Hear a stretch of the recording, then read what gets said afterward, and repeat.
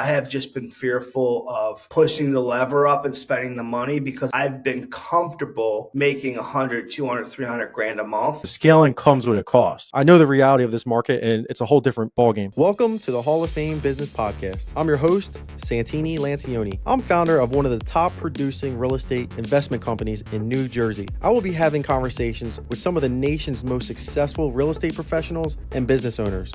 My goal is to educate, elevate, and inspire anyone looking to take their business to the next level. In Woodbury, New Jersey, I'm here with my buddy Justin Johnson.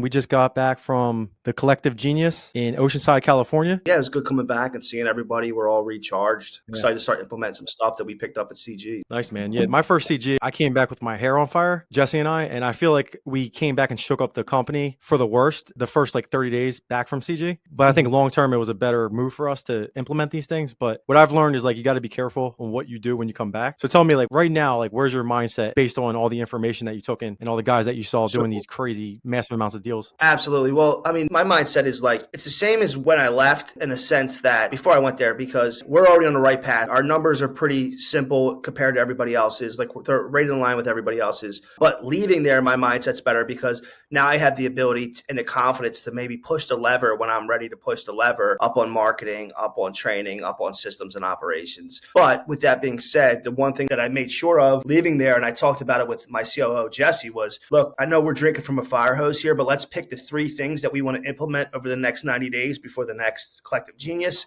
And stick with them. So for us, it's adding more outbound marketing, more systems, more KPIs, just super simple tracking stuff like lead and lag measures in place, and then just executing on those 3 things for the next 90 days. I think for me, I sent out an email today to Jesse. I said, listen, on Monday morning, I want to go over basically the 80-20 presentation that they had and go over about protecting our time and being in a better workflow state and stop distracting each other, because we do have an in-house team and we see each other every day. There's about 11, 12 people coming in. So it's very easy to jump into someone's office, ask questions, or just have small talk. So I want to make sure that we nip that in the bud so we can just be more efficient. That's probably the first thing we're going to implement right away, is just protecting our time, especially Jesse's time. The second thing, I think we're either going to be working on more inbound marketing, which is kind of the opposite of yours because you're more outbound. So I think we're going to hopefully work on that. And then a sales manager. I think we need a seasoned sales manager to kind of just push us over the hump when Jesse and I aren't available. That's a little tricky for me, but I would love to add that, at least get some candidates by the 90-day mark before the next CG. So those are my 3 things right there. And what's your hope on a sales manager as far as position? How do you think a sales manager could help you get over the hump? What's the hump you're trying to get over and how are they going to help you? Just to eliminate the stress of just having to pay attention to the numbers and the performance every single day. I think there's a big responsibility from Jesse and myself to make sure people are hitting those 50 to 100 calls, making sure that we're going to those seller appointments, that we're properly being trained and giving them the attention they deserve. And with us, we get sidetracked. We're always worrying about the next thing that we need to implement or where we're heading the next 6 months. So I think if we get someone that can focus on being in the weeds a little bit with the sales guys, we'll be in a better place. And I think they'll actually have an easier life because now they have someone that can possibly go to appointments with them or hold them a little bit more accountable. And as a result, they'll make more money. Absolutely. Well, I think you had the same experience as me when we were kind of running the sales, didn't have other people in place, managers. It was really easy for us to do deals, right? Because I was on top of every lead that came in or every appointment. I was helping these guys negotiate them. I don't want to say sales managers should help them negotiate, right? But they could help them become better salespeople. So that's one of my longer term, I would say 6 to 9 month goals as well as a sales manager. Right now, over the next 90 days, that's another one of my projects is I'm starting to build out an in-house sales training and onboarding for sales guys, just outlining what our process looks like, the sales tactics that have worked for me and helped me be successful with signing deals and putting that in place. And then I want to hire a sales manager to help tweak that and see that through. But that's probably for us 6 to 9 months out from now. We got some pretty good management right now in both departments.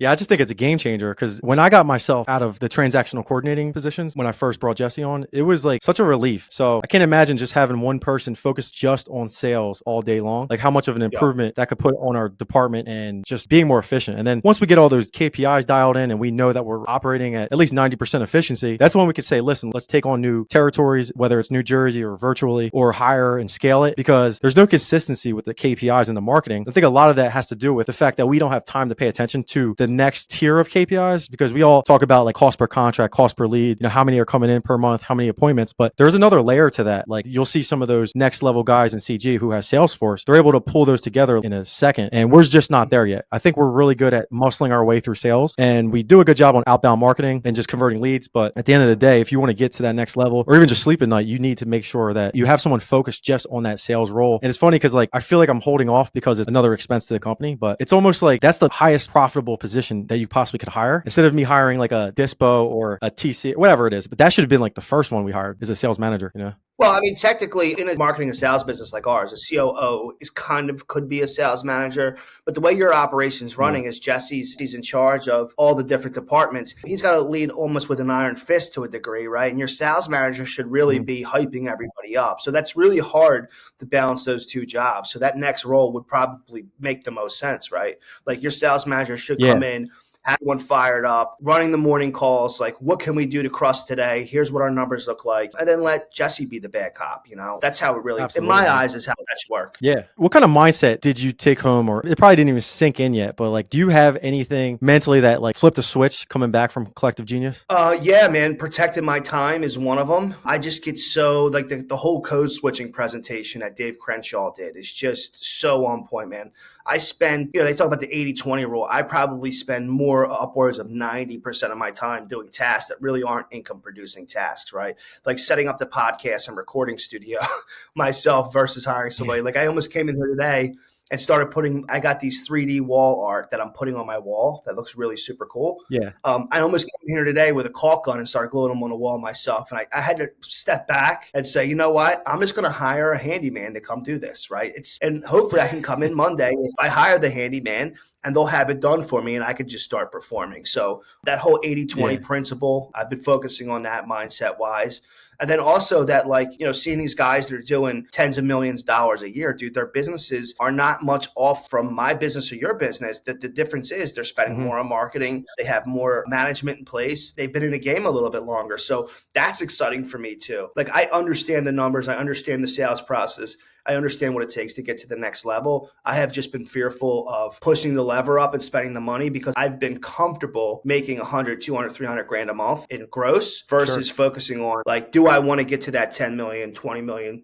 We got guys doing 60, 100 million dollars a year. Just knowing that these guys are pretty much running similar operations just at scale, and that I could do that too if I want. Yeah, definitely. Talking to Phil Green, who's doing $44 million a year. I mean, it's not a little bit, but 30 deals a month, right? That's about double what you and I see on a monthly basis in our business. What I'm noticing is that you have two ways to really scale up, right? You can either scale up by doing more volume, which is companies like New Western or Oliver's company over at Property Force, or you can do deals with higher profit margin. And that's what Phil Green's doing, right? So he's doing 30 deals a month. His average fee, which is basically a flip, is about $70,000 to $80,000 because he's in a different type of market. So doesn't necessarily mean that we have to like triple our team size. I think that just means like we may need to take on a little bit more flips per month and get the construction down. So that could be a solution. Maybe become a better dispo house like the New Westerns of the world. That's a way you could add 3 to 4 more deals a month, and then also going into virtual markets. So we just got to put it into perspective of like, what route do you want to take? Because if you're going to compare yourself to these type of guys, like there's going to be some reality and data that you need to implement into your business, because our strategies today is not going to be able to duplicate what they do. We're going to have to get into the fix and flip game a little bit more. Like New Western closes on all their deals outside of Philadelphia. That's new information that I have. That takes capital. That takes private funding. That takes some profit off the table as well. We also don't know what their burn rate is. Like there is a burn rate to scaling, and whether or not they were super profitable 5 years ago and they saved up all this money, now they can afford to lose money in the next 6 months, because when they get to that goal, they're going to be printing profit dollars. So just something to keep in perspective, because scaling comes with a cost. Your profit margin shrinks significantly because you got that 6 month build up period.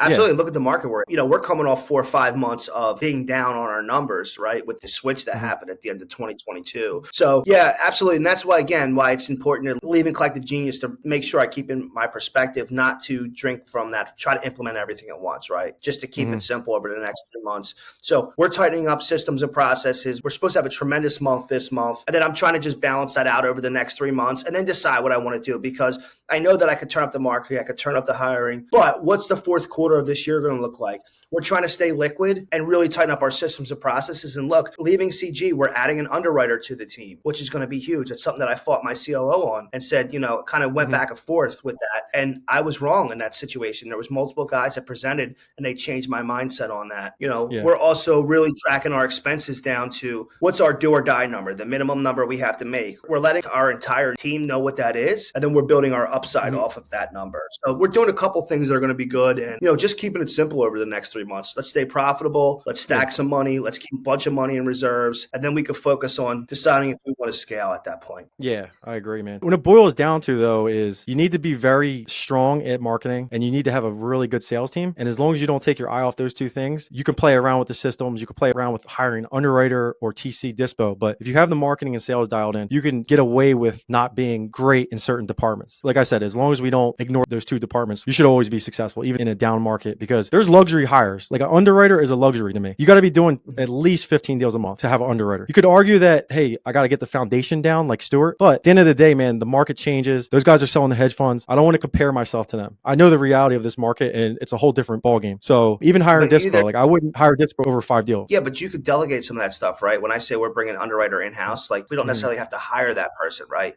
There's people on our team that are highly trained. We could give them that job and that responsibility, right? Like this is what your responsibility is. Sales manager should be underwriting the deal. Correct. Well, we don't have a sales manager, neither do you. So somebody has to underwrite the deal. Right now it's going to probably your Jesse. Right now it goes to me or my acquisitions manager, John, but it takes up a lot of time, right? And they're not necessarily as creative. But here's the thing. We got one guy on our team who's probably going to be taking over a bulk of the underwriting for us. He's signing like 4 or 5 creative finance deals this week, right? So we're talking about figuring out how we can capture more money with the current marketing spend and operational spend we have. That's a clear way.